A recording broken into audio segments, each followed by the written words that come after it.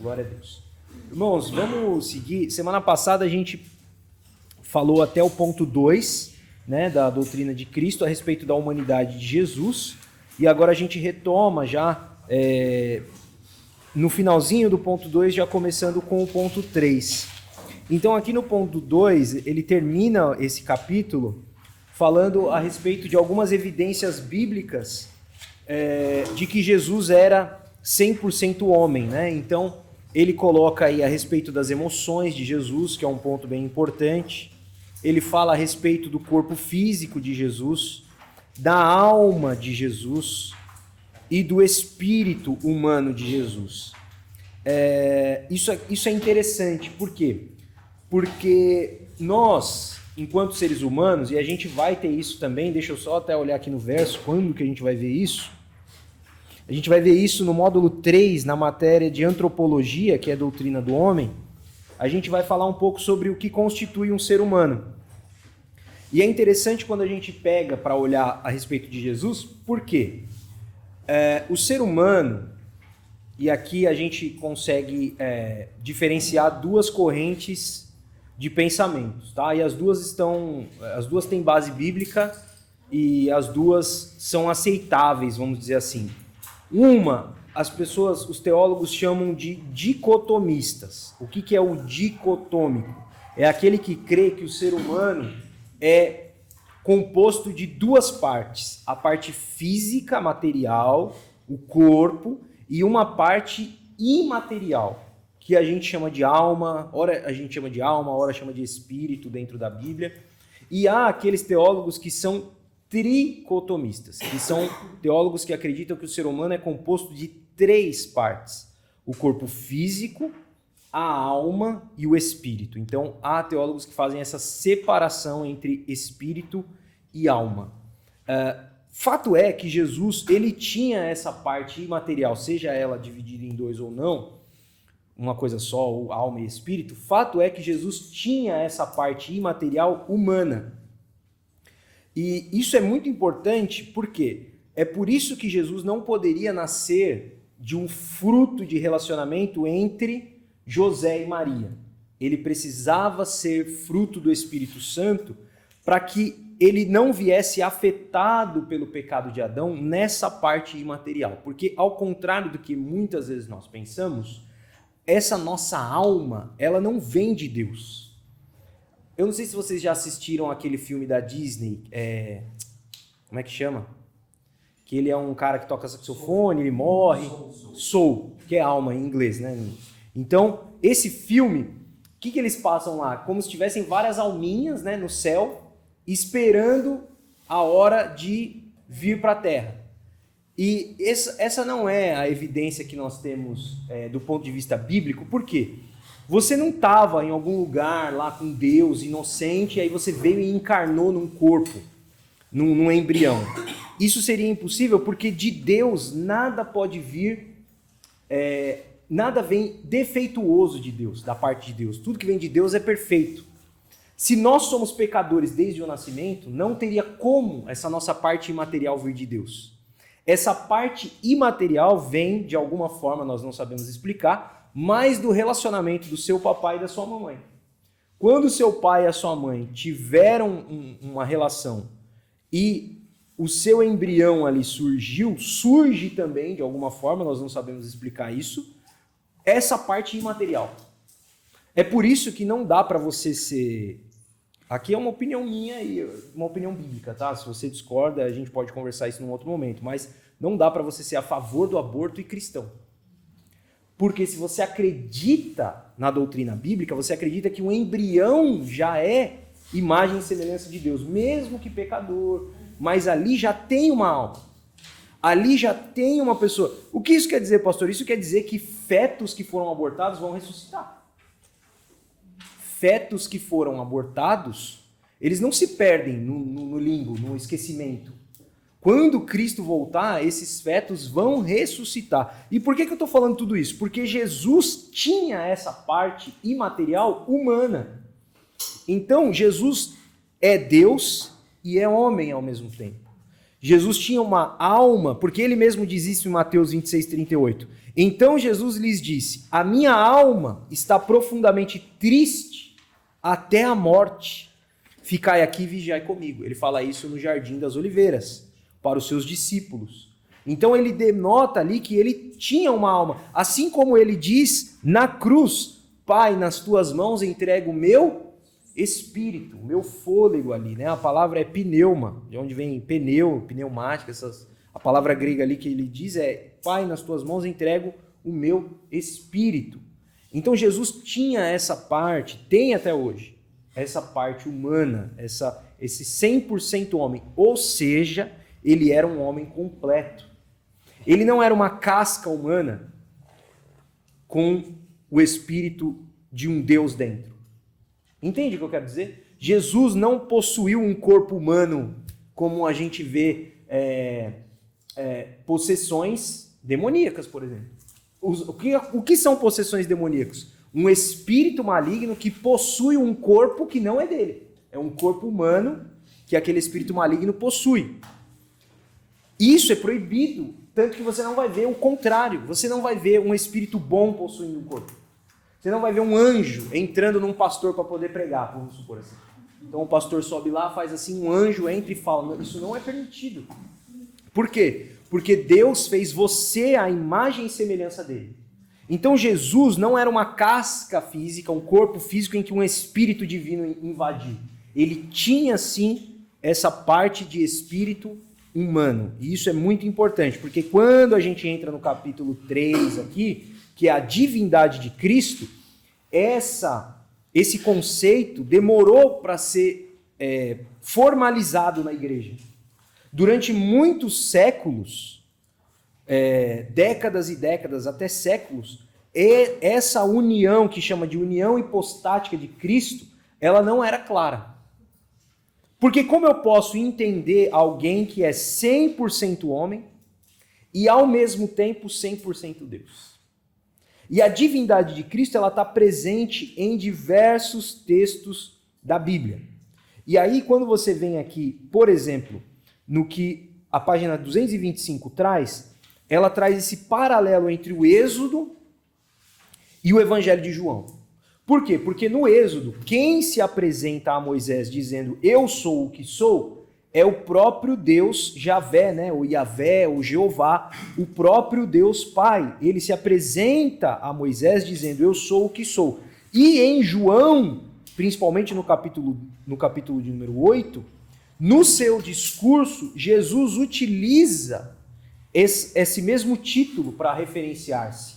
Então ele diz, eu sou, né? Que em grego é essa expressão aí que está no último parágrafo da página 225, vai trazer o seguinte texto. A Septuaginta, a versão grega do Antigo Testamento hebraico, traduziu o primeiro uso da expressão eu sou, que está em Êxodo 3,14, pela expressão grega ego eimi, ou ego eimi, ou seja, eu sou. Quando Jesus fala em João 8, eu sou o pão vivo que desceu do céu, ele diz ego eimi.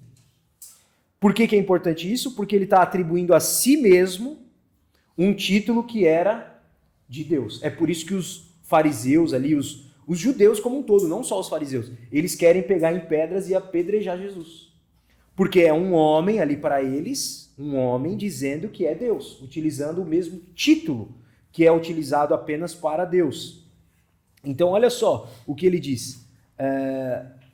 Então pegaram em pedras para atirar nele, mas Jesus se ocultou e saiu do templo. João 8, 57 e 59. Jesus atribuiu esse título a si mesmo também em outras ocasiões. Neste mesmo capítulo ele declarou, eu vos disse que morreríeis nos vossos pecados. Se não crerdes que eu sou, morrereis nos vossos pecados. Diga. Eu só perguntando. Claro. Na Bíblia da gente semana passada, ele me perguntou. O pastor estava falando sobre Jesus ser gerado pelo Espírito Santo. No caso, assim, o óvulo era de Maria? Sim. E por ela ter o pecado na genética dele não tem a ver? Deus purificou o óvulo dela? Isso é muito interessante, porque até isso aí traz o dogma de Mariologia dos católicos, que é o dogma da Imaculada Conceição. Que eles dizem que Maria também nasceu sem pecados, para que Jesus pudesse vir sem pecados. Mas a própria Maria diz assim, que ela, no Cântico de Maria, ela diz: minha alma se alegra no Senhor, meu espírito se alegra em Deus, o meu Salvador. Dando a entender que ela também precisava dessa salvação. De fato, o óvulo era de Maria, né? A gente não sabe, na verdade, se já era um embrião fecundado. A Bíblia não traz essa clareza, até porque eles nem sabiam colocar isso em palavras. A gente não sabe se... O que a gente sabe é que Jesus foi concebido pelo Espírito Santo, isso é o que está na Bíblia. Jesus talvez tenha sido gestado por Maria. Ou seja, como se fosse uma espécie de inseminação, que a gente conhece hoje, mas eles não conheciam naquela época. Jesus tinha o sangue de Maria, isso é fato, porque o sangue circulava. O pastor falou aí, Sim. Ele O sangue, tinha sim. dela. Mas assim como hoje nós conhecemos as tais... E aqui, gente, pelo amor de Deus, não entendam que Maria era só uma barriga de aluguel. Não é isso que eu estou querendo dizer. Misericórdia. Maria é mãe de Jesus. Mas entendam o que eu quero dizer. Hoje é possível que um bebê seja gestado na barriga de alguém com o DNA dos pais. O homem é capaz de fazer isso. Se o homem é capaz de fazer isso, Deus é muito mais capaz. Não é? O óvulo da Josefina e o sêmen do Serafim na barriga da Marta. Nós não sabemos como que isso foi feito. É um milagre. O nascimento de Jesus é um milagre. Mas a gente pode elucubrar aqui.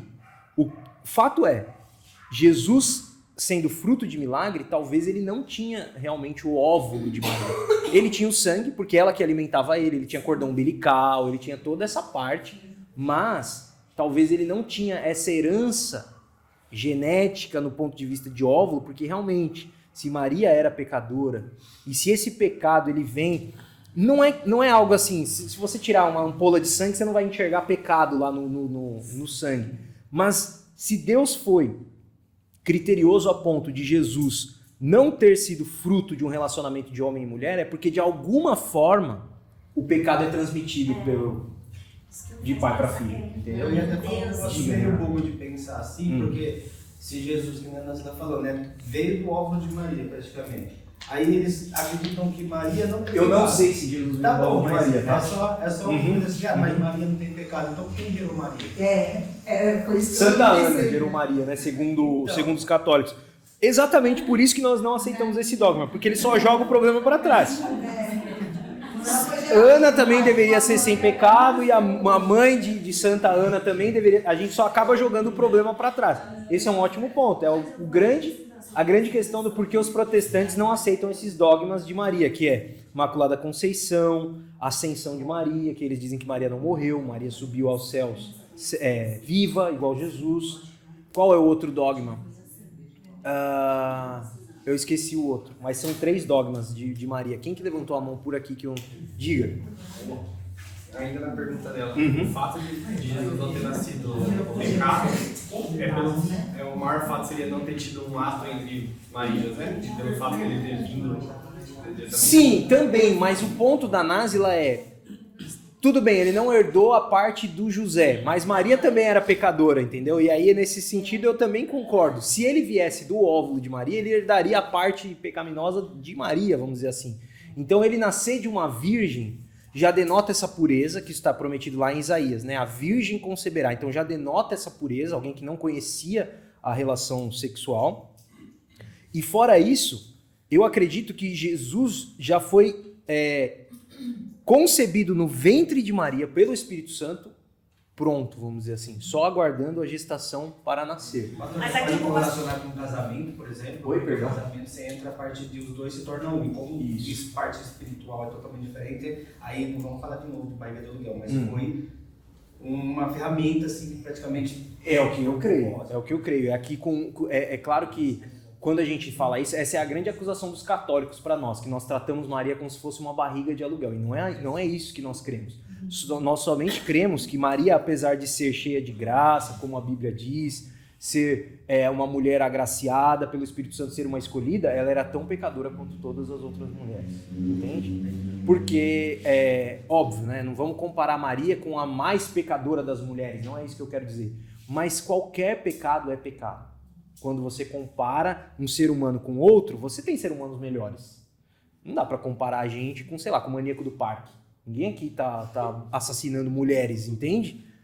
Mas quando a gente compara a gente com Cristo, uma mentira já macula. Uma fofoca já macula. Então, Maria, por mais agraciada que fosse, por mais piedosa que fosse, ao ser comparada com Deus, já não seria suficiente.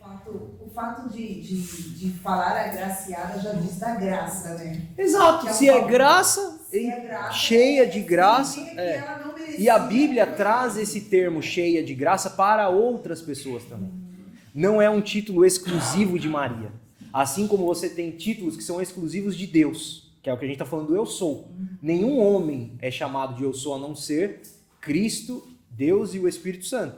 Agora, cheia de graça tem, acho que se eu não me engano, tem no livro de Juízes, não foi Débora, foi uma outra mulher no livro de Juízes que é chamada de cheia de graça. A mesma expressão. Pastor, e Jesus tinha que vir de Maria, linhagem, né? Então não é por causa de Maria, deve ser até por causa de José. Exato. Porque... Ele é chamado de filho de Davi por causa de José, não por causa de Maria. Mas ele precisaria vir do ser humano, por conta da promessa do Éden. Sim. O descendente da mulher pisaria a cabeça da serpente. Então ele precisava vir de mulher, precisava ser nascido de mulher.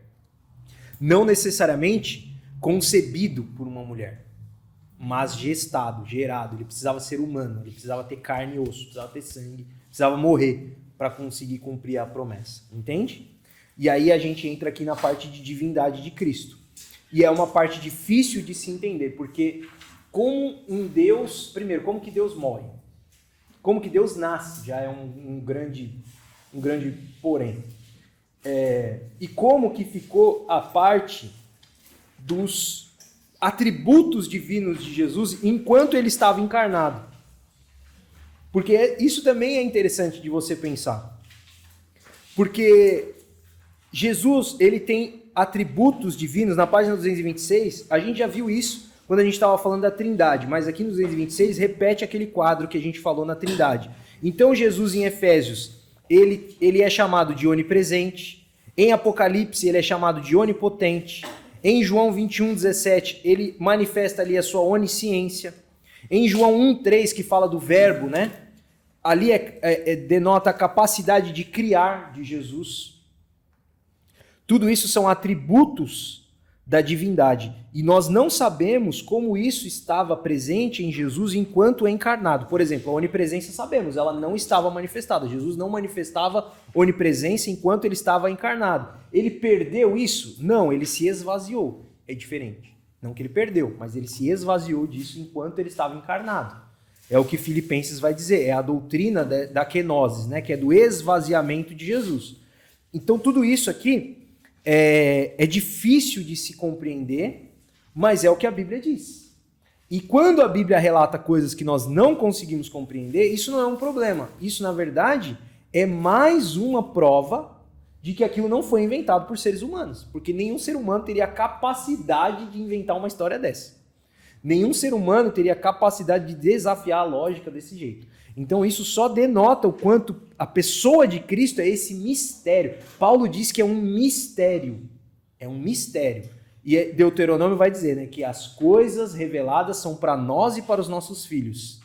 Mas as coisas encobertas pertencem ao Senhor. A plenitude desse conhecimento nós só teremos na glória. E lá sim nós vamos conseguir entender e conhecer plenamente esses mistérios. Não que nós conheceremos Deus plenamente, porque a gente já falou isso semana passada, não há como. Mas esses mistérios talvez sejam revelados na glória e a gente consiga entender. Certo?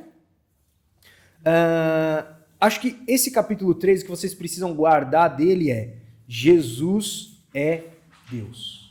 Esse é um grande ponto. Jesus não é um Deus menor, Jesus é Deus, tanto quanto Deus Pai, tanto quanto o Espírito Santo. E a encarnação de Cristo talvez seja uma das maiores provas de amor da Trindade em relação ao ser humano. Por quê? Porque ela é irrevogável e irreversível. O que isso quer dizer? Isso quer dizer que Jesus ainda está encarnado. Com um corpo glorificado? Sim, que é o corpo que João viu no Apocalipse. Um corpo com olhos de como chama de fogo, pés como o latão reluzente, cabelos brancos como a neve, mas é um corpo. Isso é muito, muito, muito, muito, muito importante, porque demonstra o amor que a Trindade, que esse Deus Trino tem em relação à humanidade, porque ele se dispôs a se fazer semelhante ao ser humano. Isso é uma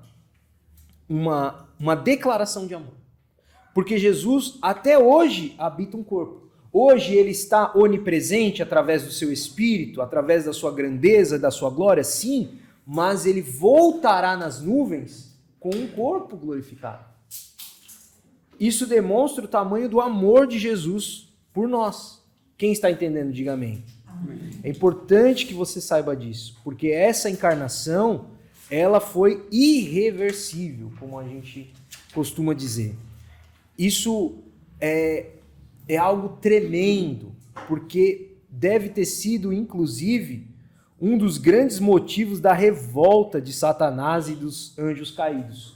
O Deus Criador dos céus e da terra se fazer semelhante a uma criatura como nós, que fomos feitos menores do que os anjos, né? O salmista diz, e o autor aos Hebreus vai repetir isso, que nós fomos feitos um pouco menor do que os anjos. Então, se nós compreendermos que Jesus é o Cordeiro de Deus morto desde antes da fundação do mundo, nós vamos compreender que esse plano de encarnação, ele já existia antes da criação. Ou seja, o fato de que Jesus teria um corpo em algum momento da história já estava decretado antes do homem nascer. Então os anjos, Satanás, já sabiam, e aqui tudo indica que já sabiam, que em algum momento aquele Deus soberano se faria à semelhança do homem. Isso talvez seja uma das grandes chaves que desencadearam a revolta desses anjos e de Satanás. Porque Satanás é chamado de o querubim ungido, o mais formoso, o mais poderoso, e ali ele deixa esse orgulho subir ao seu coração e ele diz, eu serei semelhante ao Altíssimo, subirei às alturas, construirei o meu trono acima das estrelas de Deus e serei semelhante ao Altíssimo. E esse Altíssimo, esse Deus Todo-Poderoso, não se coloca à semelhança de um querubim, mas se coloca à semelhança de um homem. E ali pode ter sido o que desencadeou essa revolta em Satanás e nos anjos caídos. Porque esse Deus Todo-Poderoso se dispõe a ser tão pequeno e não entrega a eles, né, no caso a Satanás e seus anjos, essa glória que é reservada aos homens. Porque Deus decide compartilhar o reino com os homens. E aí é uma das coisas que mais nos deixam perplexos a respeito dessa doutrina de Cristo. Deus se fazer tão pequeno à semelhança de homem. E não qualquer homem, mas um homem que nasceu pobre. Um homem que nasceu numa cidade humilde, que é Belém, e é criado numa cidade mais humilde ainda, que é Nazaré. Que cresce longe de palácio, longe de glória, longe de tudo, morre. Paulo vai dizer que ele é obediente até a morte, morte de cruz, e depois disso ele é glorificado. E é interessante porque Jesus não construiu nenhum monumento, não tem nenhuma ponte com o nome de Jesus, não tem nenhum arco com o nome de Jesus, não tem nenhum palácio com o nome de Jesus, e hoje o nome de Jesus é muito mais conhecido do que qualquer rei da antiguidade. Hoje o nome de Jesus é muito mais conhecido do que o nome de César, de Herodes, dos faraós. Mesmo sem ele ter construído nada, esse nome até hoje é pregado e a gente divide a história da humanidade em antes de Cristo e depois de Cristo. Isso só demonstra o grande poder de Deus, que é o que Paulo vai dizer, né? Que Deus escolhe as coisas loucas deste mundo para confundir as sábias, escolhe as que não são para confundir as que são. Quando você fosse escrever uma história em que o Filho de Deus se tornaria homem, ele seria como os mitos da antiguidade, né? Seria um homem super forte, seria um herói, seria um grande rei, seria um conquistador. E não, Jesus é um homem que vem como cordeiro, vem como servo, alguém que amarra a toalha na cintura e lava os pés dos seus discípulos, inclusive desses discípulos que logo mais, algumas horas depois, o abandonariam. Isso só demonstra a grandeza de Deus e não o contrário. Isso não é símbolo de fraqueza, isso é símbolo da plena confiança de que Cristo sabia quem era e qual era o propósito dele. Só assim Jesus poderia, então, cumprir a sua missão. Porque o que ele fala para Pedro quando Pedro arranca a espada e corta a orelha de Malco, o servo do sumo sacerdote? Ele diz o quê? Ele diz: Pedro, se eu quisesse, eu clamasse ao Pai, ele me mandaria aqui legiões e legiões de anjos. Eu tenho o poder de acabar com isso, mas ninguém toma a minha vida. Eu mesmo entrego ela. Pedro, entenda uma coisa, não são eles que estão me prendendo, sou eu que estou me entregando. Isso só demonstra a grandeza e a natureza divina de Jesus. Essa confiança que Jesus demonstrava, demonstra o quanto ele era divino e de fato era aquele Filho de Deus prometido no Antigo Testamento, certo? Quando a gente vai para o próximo capítulo, a respeito dos nomes e da natureza de Cristo, e isso é importante. Por quê? Porque tudo relacionado a Jesus tem um porquê. Tudo relacionado a Jesus tem um motivo, inclusive o nome dele. Olha só que interessante. O primeiro parágrafo aí do capítulo 4, página 227. O Espírito Santo usou palavras gregas e hebraicas para expressar seus pensamentos para nós. Os nomes para os judeus não são apenas um designativo de pessoa ou coisa, mas trazem consigo alguma característica inerente ao seu possuidor. Lembra de Jacó? Que é o Jacó, é aquele que agarra o calcanhar. O Esaú, que é o irmão dele, que é Esav, é o peludo, o cabeludo. O Adão, que é o Adão, é o vermelho, ou da terra, que é Adamá, tirado da terra. Adão significa isso, tirado da terra. Então, naquela época, né, para os judeus, o nome não era apenas aquilo que designava uma pessoa, mas carregava características, atributos. É por isso que Deus muda o nome de pessoas. Deus muda o nome de Jacó para Israel. Deus muda o nome de Abrão para Abraão. Deus muda o nome de Sarai para Sara. Por quê? Porque o nome carregava esses atributos. Portanto, os nomes atribuídos a Cristo retratam suas naturezas. Em parte, sua posição oficial e em parte a obra para a qual ele veio ao mundo. Assim, a melhor forma de começar é olhando para o modo como os escritores sagrados usaram as palavras hebraicas e gregas para se referirem ao Messias que Deus havia prometido para a redenção da humanidade. O Cristo anunciado pelos profetas e esperado pelo povo de Israel para sua redenção. O centro das Escrituras, a alegria dos homens, o desejado de todas as nações, a nossa glória e esperança. Todos esses são títulos para se referir ao Filho de Deus, ao Cristo, a Jesus.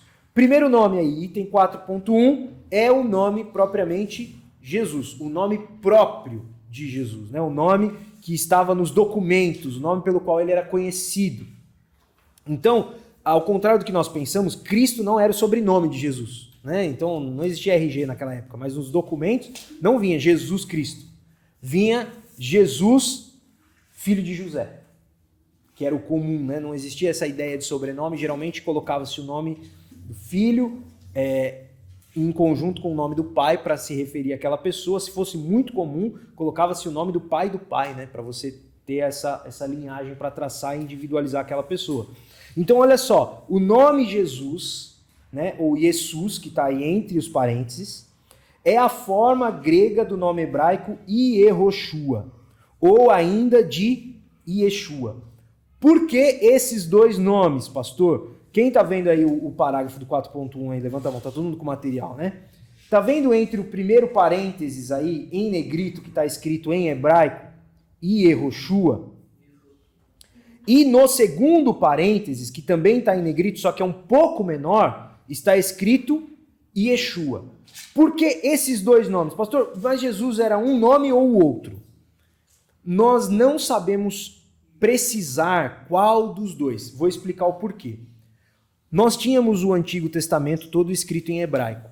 No período interbíblico, a gente estudou isso em bibliologia, foi feita aquela tradução chamada de Septuaginta, a tradução dos 70, em que esses 70 mestres judeus traduziram, fizeram uma versão, muito mais que uma tradução, mas uma versão da Bíblia do hebraico para o grego. E eles traduziram esses dois nomes, Yeshua e Yehoshua, que aparecem no Antigo Testamento, eles traduziram por um nome só, Jesus. Quem está entendendo, diga amém.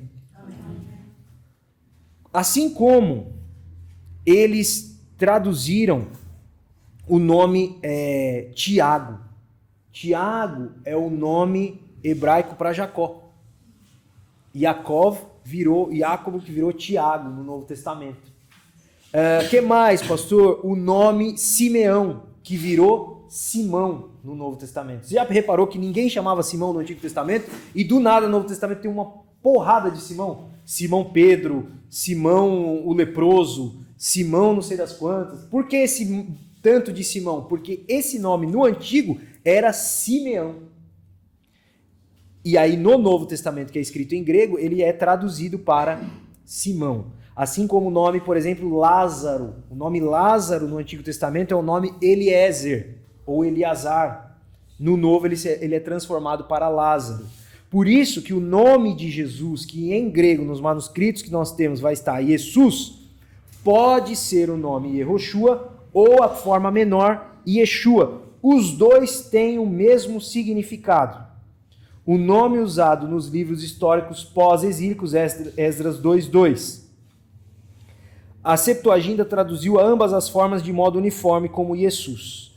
Segundo o Dicionário Internacional de Teologia do Novo Testamento, é o nome mais antigo que se forma com o nome divino Javé ou Iavé, e significa Iavé é socorro ou Iavé é salvação.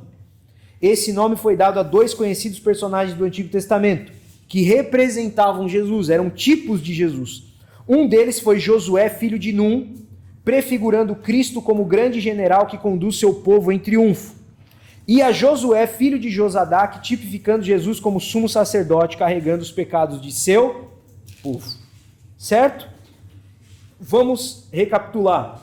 O Josué, ele se chamava Oséias, antes de ser chamado de Josué por Moisés. Então ele aparece como Oséias, filho de Num. E quando Moisés manda os 12, ele transforma o nome de Oséias para Josué.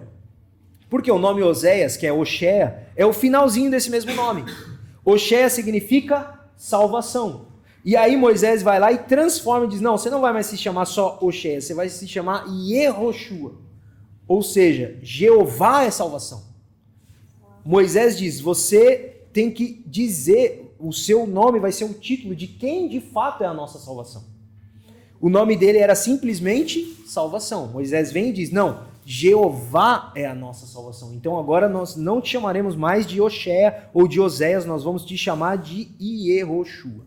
Nós vamos te chamar de Jeová é salvação. E olha que interessante, antes de Moisés morrer, ele diz assim, depois que eu me for, Deus levantará um profeta semelhante ao que eu sou, para que vocês ouçam, para que vocês o sigam, para que vocês o obedeçam. Moisés, o próprio Moisés, deixou claro de que haveria uma nova aliança, de que seria enviado um profeta à semelhança dele, que fez a primeira aliança. E quem vem depois de Moisés? Josué. Por isso que Jesus tem o mesmo nome, dizendo, eu sou o profeta que vem depois de Moisés, que foi prometido lá em Deuteronômio. O nome de Jesus, sendo Yehoshua, que significa de fato Jeová é salvação, não é apenas por conta do seu significado, mas por conta desse contexto maior, de que Jesus era o profeta prometido pelo próprio Moisés. Alguém que traria uma aliança superior à aliança de Moisés. Isso foi prometido em Jeremias capítulo 31. Certo? Assim como existia um outro Josué, que foi inclusive, que ele aparece ali em alguns livros, ele aparece em Esdras, ele aparece em Zacarias, ele aparece como uma das duas oliveiras, e ali é dito pelo anjo que esse Josué, que o próprio Satanás estava fazendo oposição a esse Josué. Esse Josué, filho de Josadaque, era o sumo sacerdote nessa época de reconstrução do templo.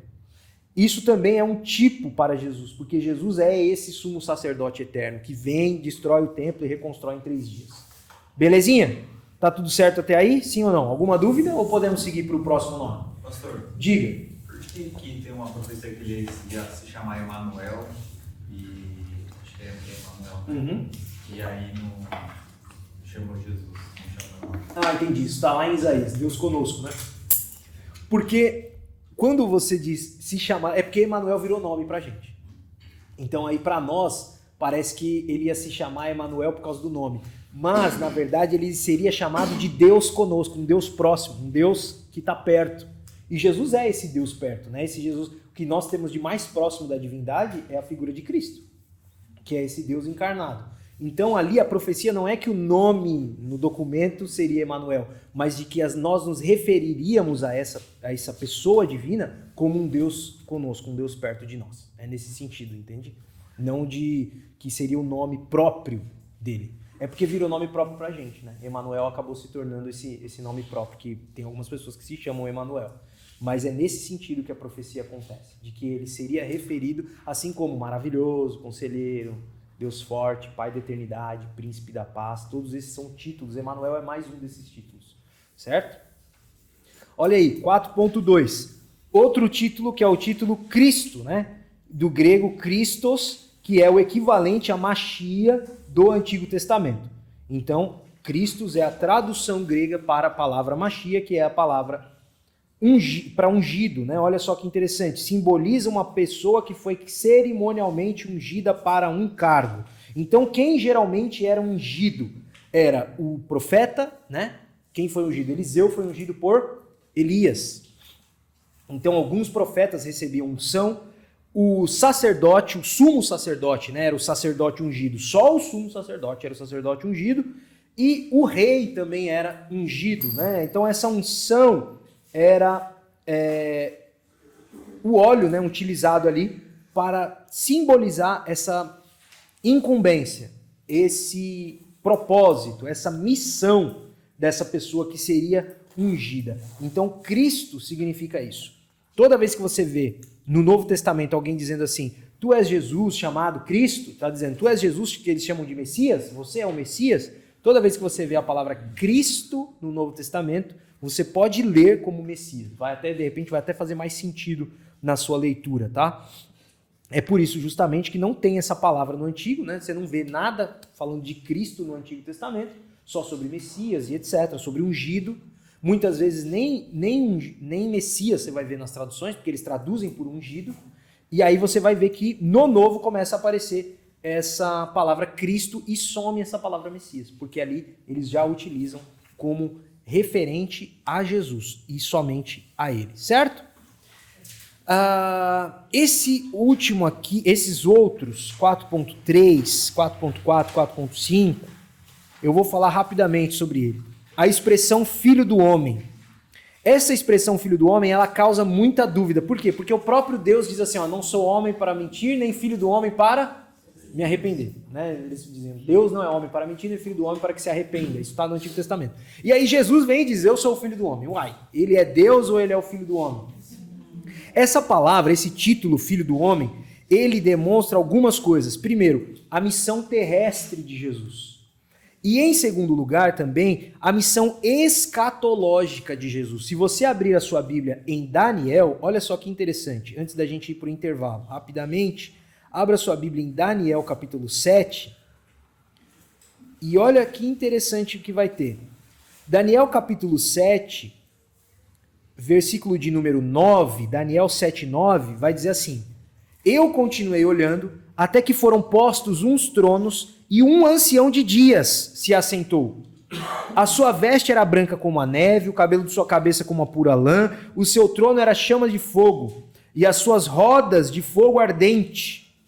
Um rio de fogo manava e saía de diante dele. Milhares de milhares o serviam e milhões de milhões assistiam diante dele. Assentou-se o juízo e abriram-se os livros. Então estive olhando por causa da voz das grandes palavras que o chifre proferia. Estive olhando até que o animal foi morto, e o seu corpo desfeito, e entregue para ser queimado pelo fogo. Dá uma pausa aí no 11. Essa visão que Daniel está tendo é a mesma visão que João tem. Sobre o chifre pequeno, que é o anticristo, sobre o animal, que é a besta, que João refere-se como besta, e aqui é referido como animal, e etc. No 12, olha só. E quanto aos outros animais, foi-lhes tirado o domínio. Todavia foi-lhes prolongada a vida até certo espaço de tempo. Versículo 13. Eu estava olhando nas minhas visões da noite, e eis que vinha nas nuvens do céu um semelhante a filho do homem. E dirigiu-se ao ancião de dias, e o fizeram chegar até ele. E foi-lhe dado o domínio, e a honra, e o reino, para que todos os povos, nações e línguas o servissem. O seu domínio é um domínio eterno que não passará, e o seu reino tal que não será destruído. Então quem é esse filho do homem que se achega ao ancião de dias e recebe o reino, a glória, a honra, e que esse reino dura para sempre?